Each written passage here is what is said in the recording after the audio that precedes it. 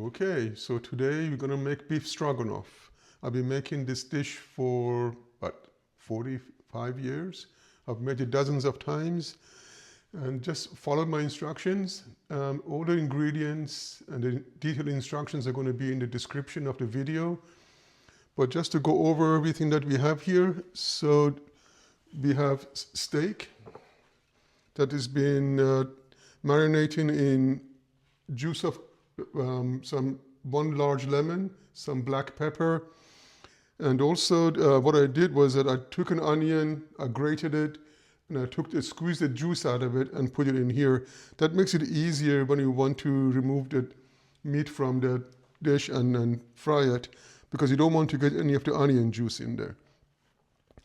So we have olive oil, we have some brandy, we have some Worcestershire sauce, onions, mushroom, parsley for garnish at the end, some green onions, garlic, and we have some pickles over here. I know some people don't like pickles, but if you don't like pickles, I'm telling you, you're not going to taste the pickles in here. You're not going to know it there in there. That's a secret ingredient. I learned this from a chef in England many, many, many years ago. You don't put pickles in there, it's not going to taste the same. Trust me. We have butter, cream, salt, pepper, Dijon mustard, some flour, sour cream, and some beef broth. So I'm going to start going here. I'm going to turn the gas stop on. Since we're using stainless steel, we want to make sure that this is hot enough before we put the oil in and we start cooking the meat. So make sure the pan is hot enough first before you put any meat in there, otherwise it's going to all stick in there.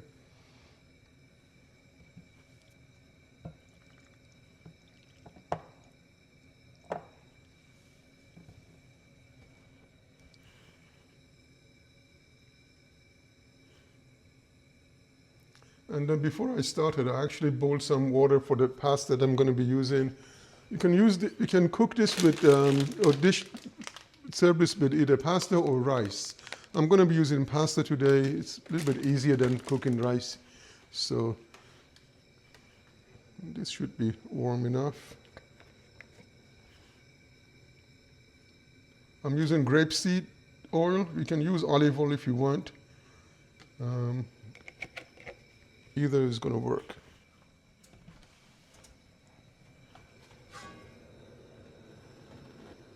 Just make sure the oil is hot enough and the pan is hot enough before you start adding any meat to the pan.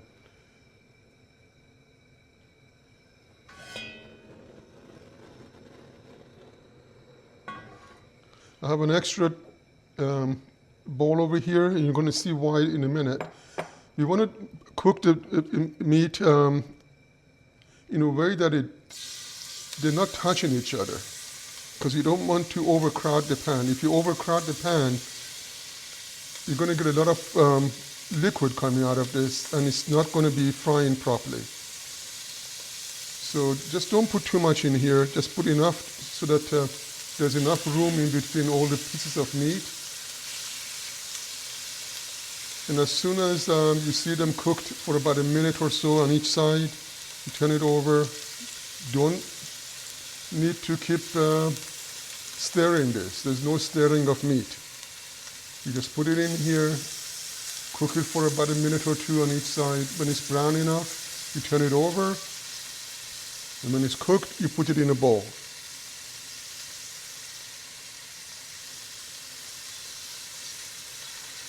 I'm using a large pan over here, so I have room to put quite a bit of meat in here before it gets overcrowded.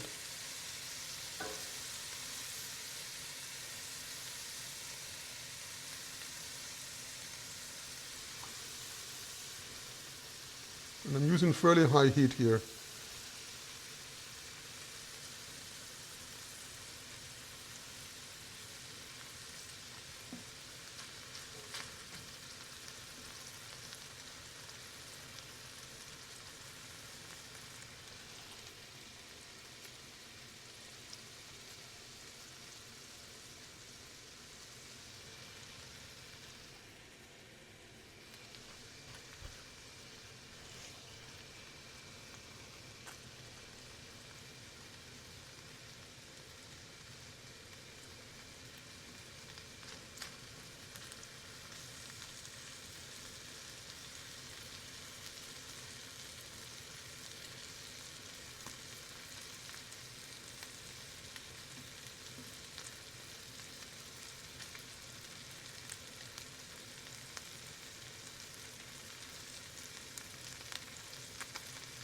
Like I said, the meat has been marinating overnight in the fridge. This is very important because we want this to be nice and tender. And this morning I took it out of the fridge, left it on the counter so it comes to room temperature, so the meat is not going to be too cold when you add it to the pan and start cooking it.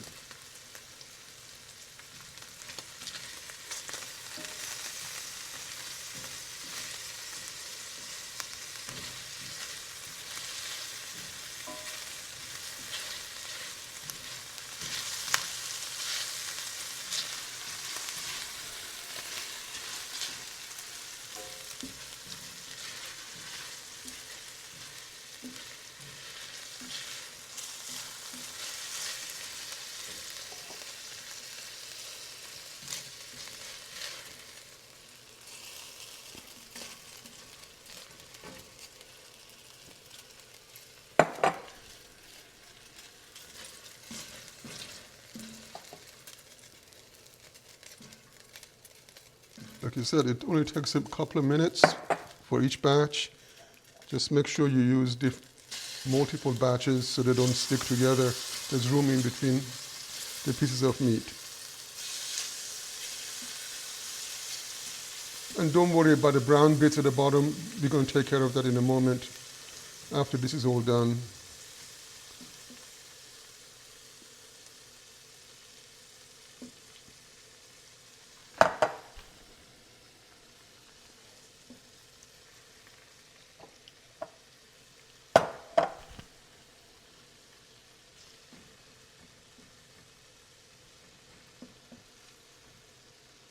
And if I forget to say something or give some instructions, the detailed instructions are going to be in the video in the description, so you're going to know exactly how it's supposed to be cooked, just in case I forget something.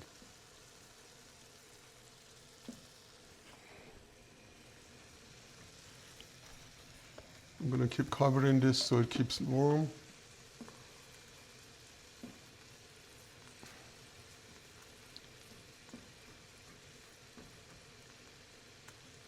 And sorry it's been so long since I posted a video.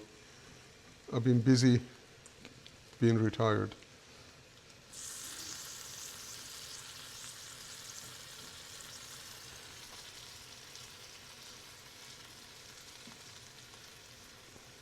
And if you like this dish, please ask your friends to subscribe to my channel. I need a lot of subscribers. For every 10 subscribers that are added, I'm going to add one more video. So share the video with your friends, and if you have any comments or questions, I'll be happy to answer them. Since I don't have a lot of subscribers, I'm going to be able to get to all your comments.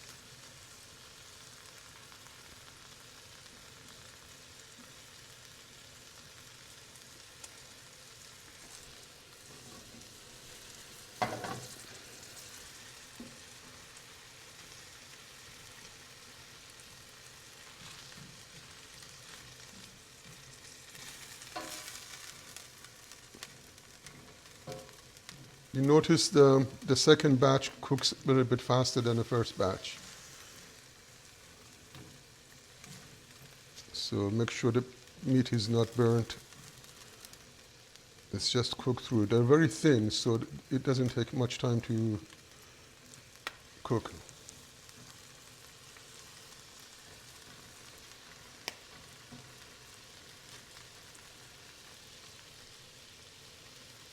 I know you can't see what I'm doing, but I'm not stirring. I'm just moving them around so that they're nice and even.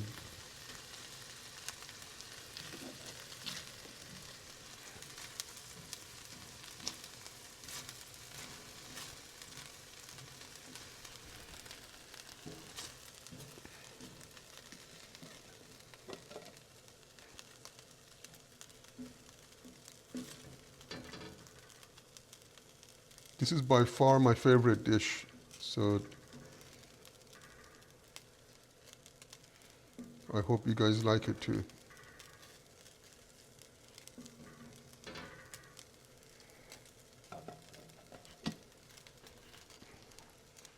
We need more oil.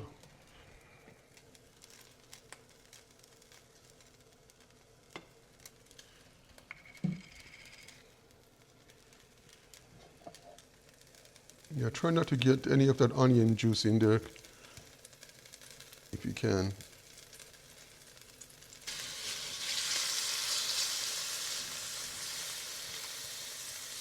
This hopefully will be the last batch. And this is sirloin steak. It cooks and tastes better, I think, for this dish than other steaks. You don't need to buy expensive meat for this.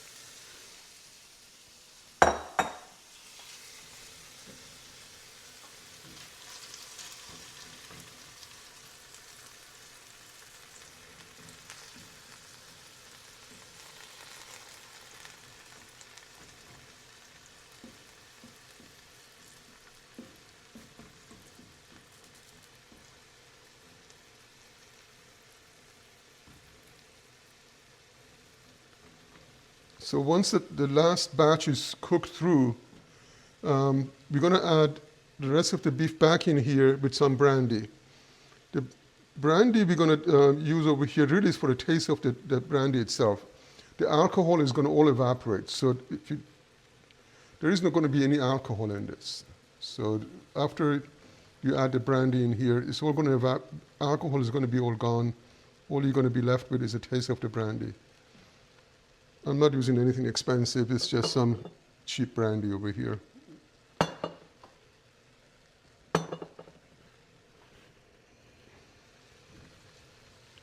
It just helps with deglazing this as well.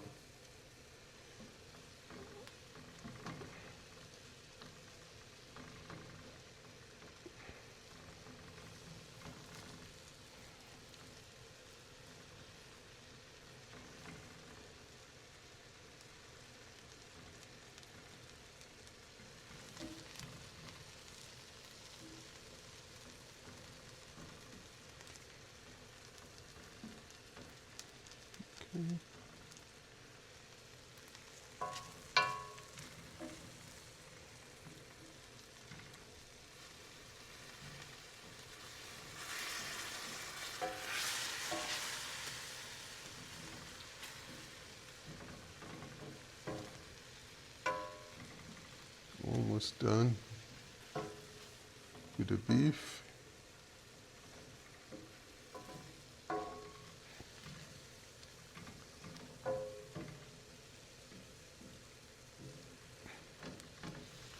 Turn it down a little bit.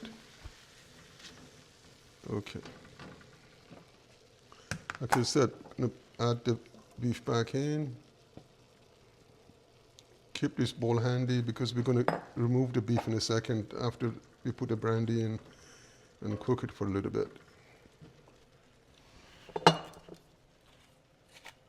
So I'll just put a capful in there. This is cooking, not baking, so, you know, adjust the ingredients to your liking, but do not forget about the pickles. I know you may think it sounds strange, but pickles are the essential part of this dish. So I'm just going to warm this through, wait for the smell of the alcohol to go away so I know it's evaporated. And once that's done, it only takes about a minute. I'm going to remove this and go to the next step.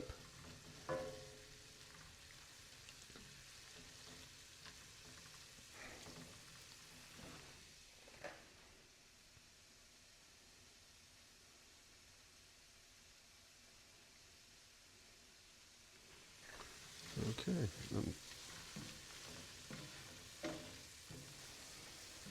I don't smell the alcohol anymore. It's gone. Okay. Now we can remove the steak.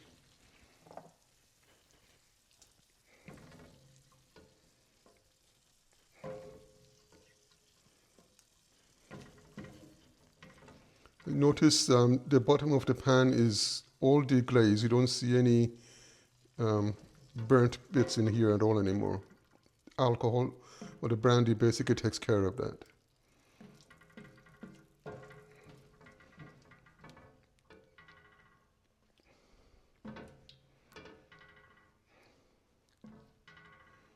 Okay, Now the next step is cooking the mushrooms. So when you cook mushrooms, I know there are some people who say they don't like mushrooms. The reason they don't like mushrooms is because people don't know how to cook mushrooms.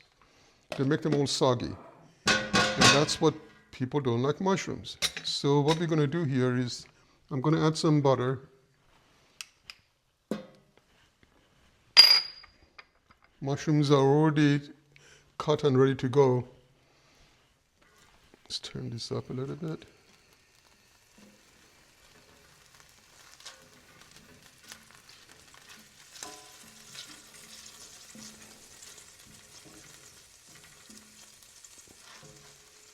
Mushrooms need to be cooked until there is no more water coming out. They have a lot of water in mushrooms. So all that liquid needs to evaporate, and that's what makes them tasty. Otherwise, soggy mushrooms are terrible. Nobody likes soggy mushrooms. So if you just follow my instructions and the direction I'm giving you here, you're going to start loving mushrooms. Okay, here we go. And you notice I didn't cut them I didn't really slice them that thin. I wanted to be able to see the mushrooms in a dish. I don't want them to disappear.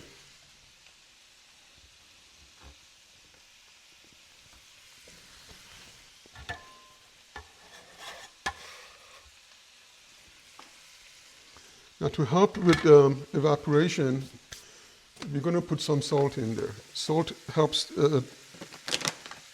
get rid of the moisture.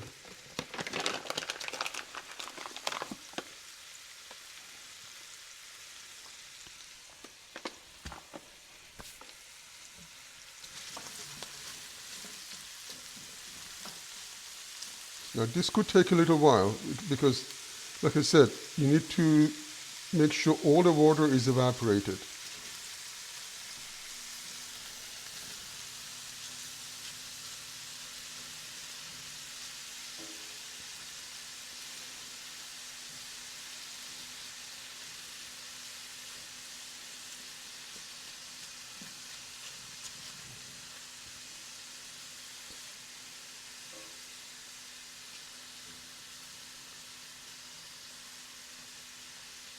You could use oil as well, but butter, I think, makes it taste better.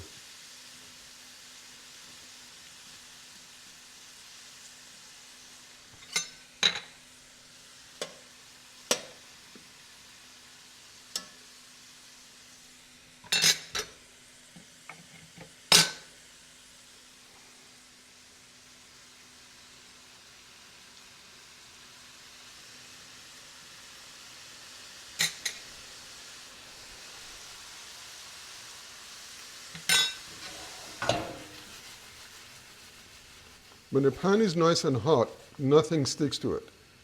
You see? When you don't know how to use a stainless steel pan and you don't heat it up properly, everything sticks to it. And people think they don't know how, that stainless steel is not good for cooking. It's perfect for cooking.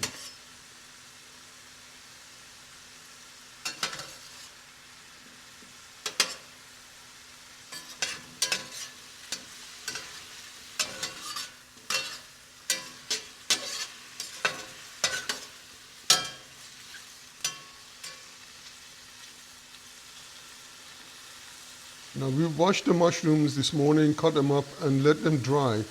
So several hours before I start cooking, I wash the mushrooms and make sure they're nice and dry before I start cooking them. That definitely helps with the cooking process because there'll be a lot less moisture if you let them dry in the open for 2 or 3 hours before you cook.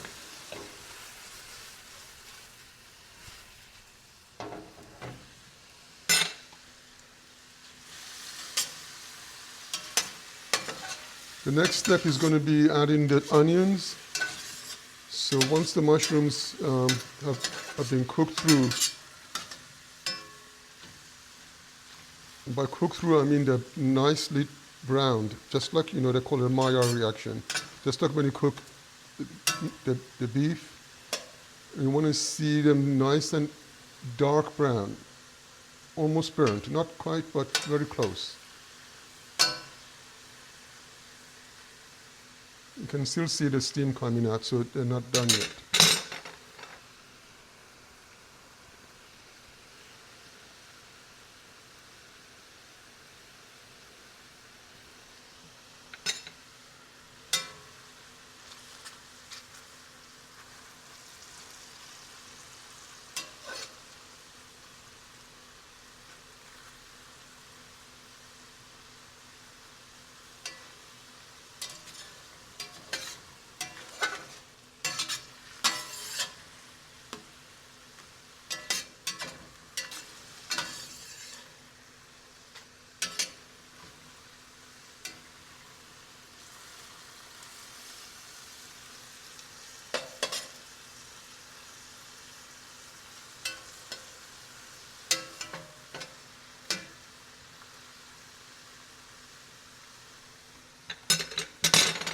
The other trick I've learned from the chefs, my favorite chefs online, Chef Jean-Pierre, make sure you have everything ready before you start cooking.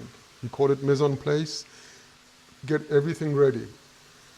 Cooking is a lot more fun when you don't have to keep rushing over to the fridge or the pantry to get something. Everything is at hand, you've already measured everything, and then you start cooking. It's much easier. That way you don't forget the ingredients either.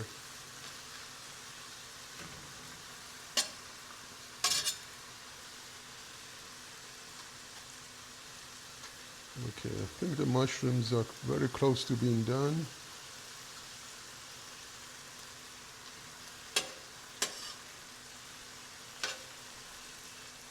Let me just show you what I mean. They need to be nicely browned. There's still some steam coming out, but since I'm going to be adding the onions and sauteing the onions as well, mushrooms are going to cook a little bit more. Yeah, I think that's about done. Okay, it's time for the onions.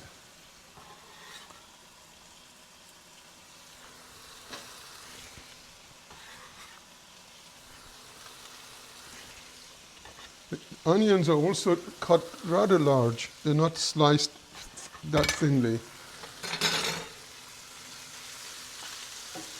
You might need to add a little bit more oil if the pan is too dry, to make sure the onions are nicely sauteed.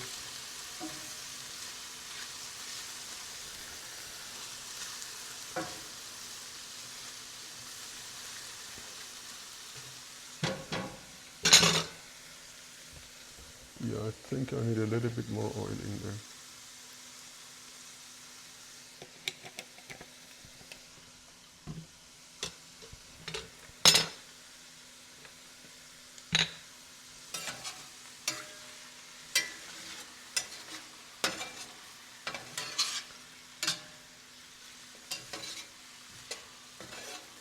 Don't worry if you see that there's anything like a brown bit stuck to the bottom of the pan. Again, when we add the liquid, that's all going to come out. So let's just let the onions cook a little bit here.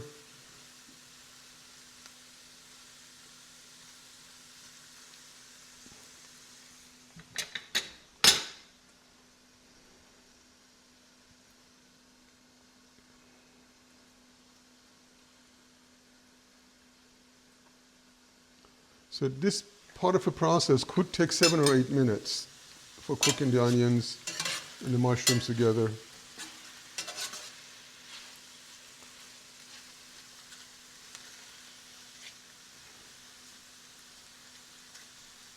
You notice I have red onions and white onion. It doesn't matter. I mean, I would have put white onions usually in there, but we had some red onions left over, so I use red onions. I think white or yellow onion probably be better for this dish.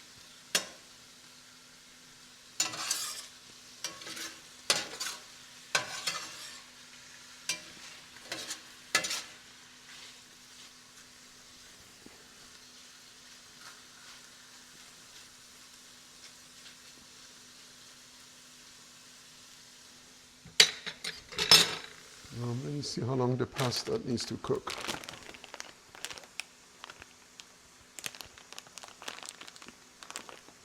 this is a 10 minutes. So.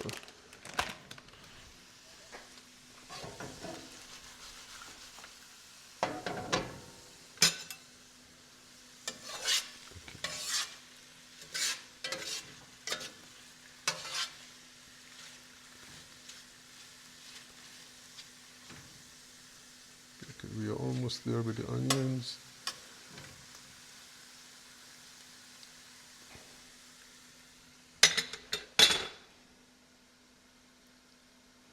Okay, now the next thing is adding the garlic. Now when you add garlic, the trick with garlic is that as soon as you smell the garlic when it's cooking, when you smell that fragrance, you need to start adding liquid. Otherwise, the garlic is going to burn and it's not going to taste good.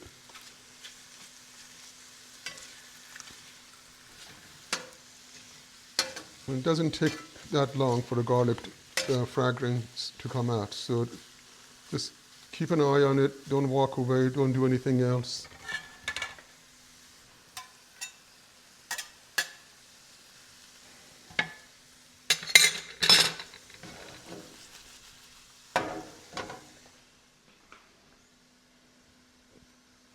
Okay, so the garlic is just about, I can smell it, so I can add the flour. When you add flour to any dish, when you cook in here, you need to cook the flour. So it just takes a minute, so I'm just going to time this. It's going to take about a minute to cook the flour. Just stir it a little bit here.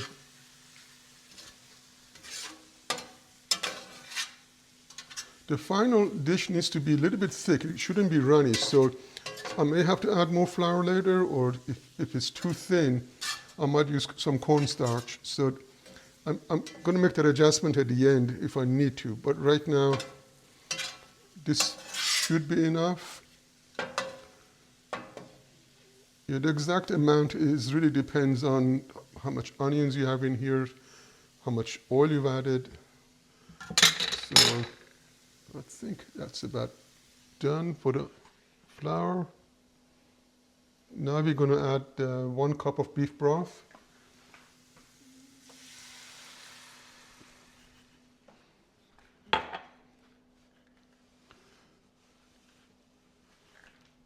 We're almost done here, so.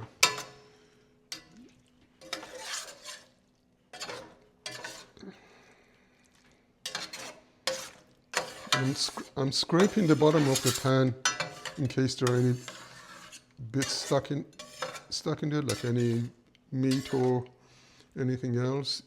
All that stuff needs to be incorporated into the dish.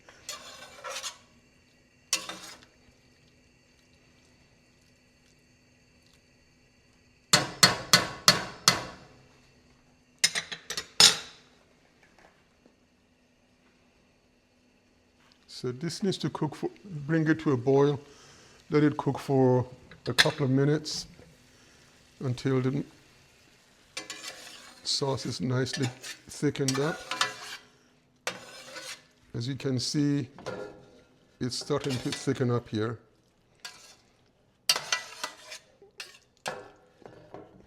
Hopefully that's visible in the video. Yeah, and there's nothing stuck to the bottom of the pan. Once you add the liquid, all that stuff that is stuck is going to come right out and get incorporated into the dish.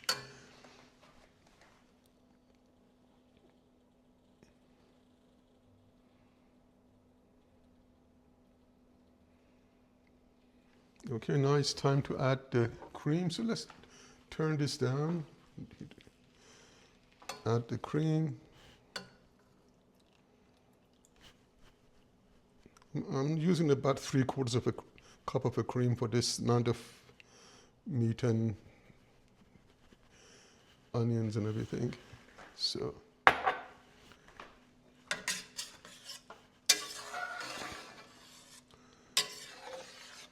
we need to now slowly bring this to a boil.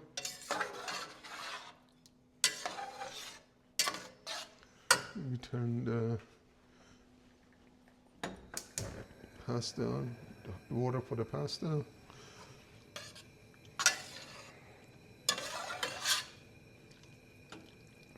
Okay. Now the next step is, I need to pay attention to this next step.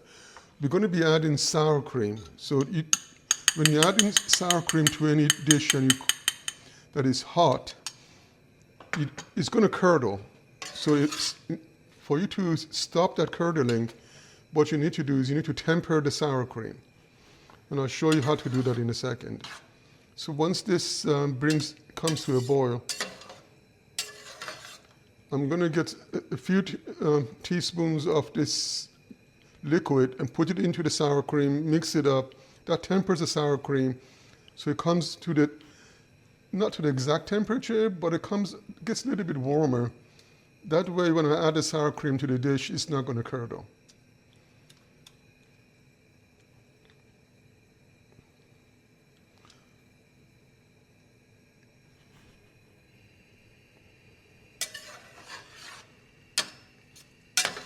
Okay, this is almost coming to a boil.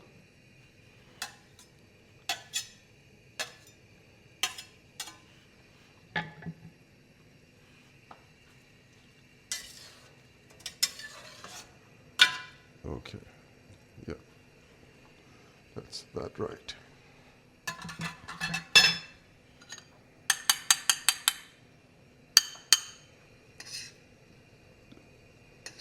Doesn't matter if you get some onions or anything in there, it makes no difference. Just get a few teaspoons of the liquid.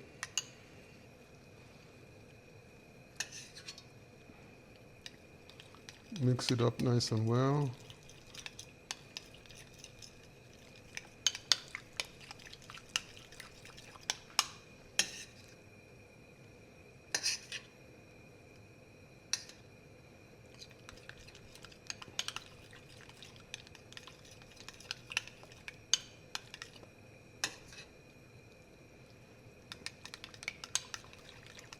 As you can see, the sour cream is not curdling when I'm adding the sauce to the sour cream rather than adding the sour cream to the sauce. So now we can add it in here.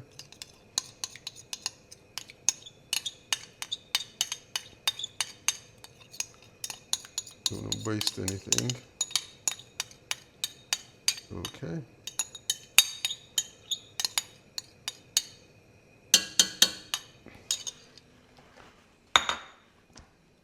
We can add green onions here too. Green onions don't need to cook that much. I could have put them at the end when the onions were being sauteed. It doesn't really matter. And the most important ingredient, the secret ingredient, the pickles. Like I said, if you don't put pickles in here, it's not going to taste the same. So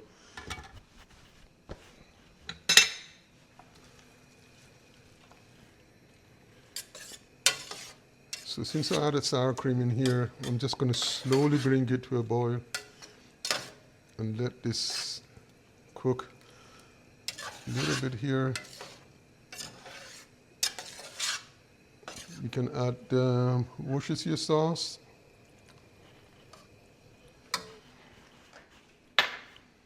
You can add our Dijon mustard. As much as you like.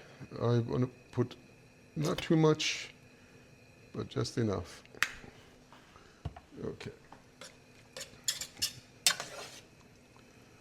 We're almost there. So as soon as the pasta is cooked, this dish is going to be ready.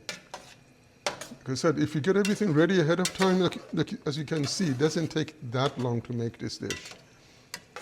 The trick is to get all your ingredients prepped and ready to go. Okay. So I don't think I forgot anything because I don't see anything else left on my board except for the garnish that we're going to be adding later. So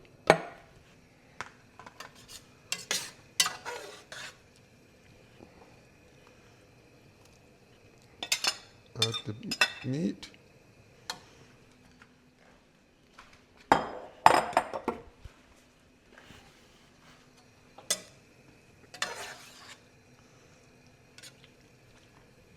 This is what it's looking like right now.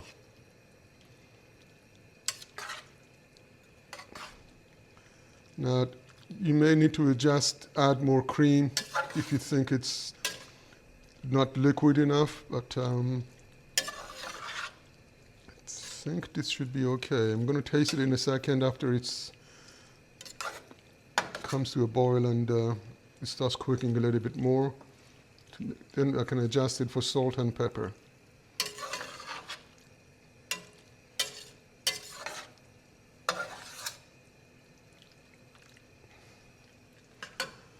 Okay, time to get the pasta in there.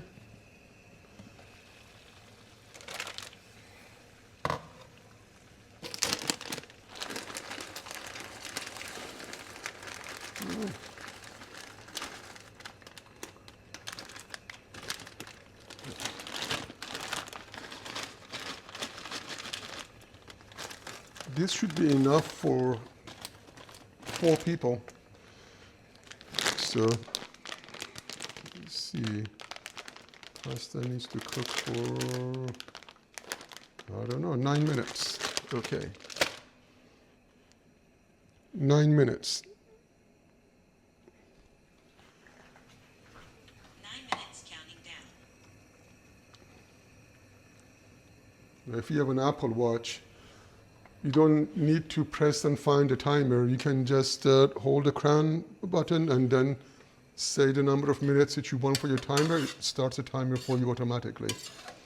That's a little tip for those of you who have an Apple Watch.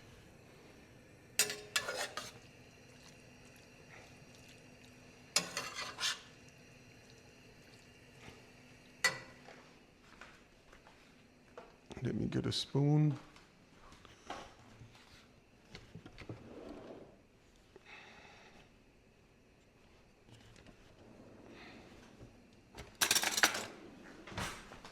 Okay.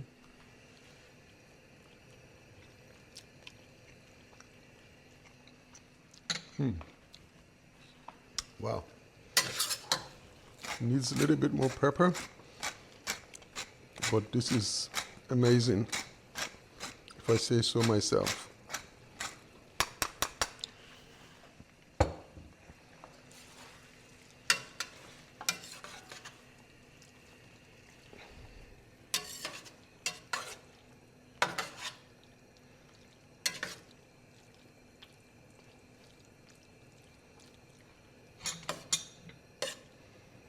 I have to keep tasting because I just love this dish.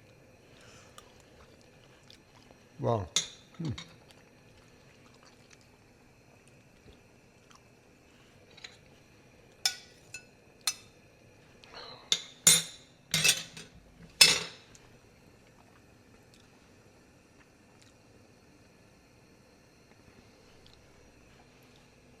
Okay, we just need to wait 9 minutes for the pasta to cook.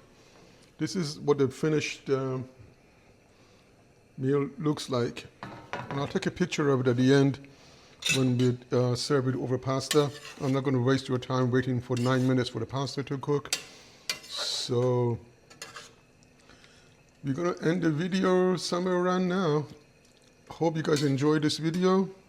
And I really hope you enjoyed the meal, because if you follow my instructions and make it the way I made it, you're going to love it as much as I love it. But thanks everyone, and hopefully I'll make a lot more videos in the future.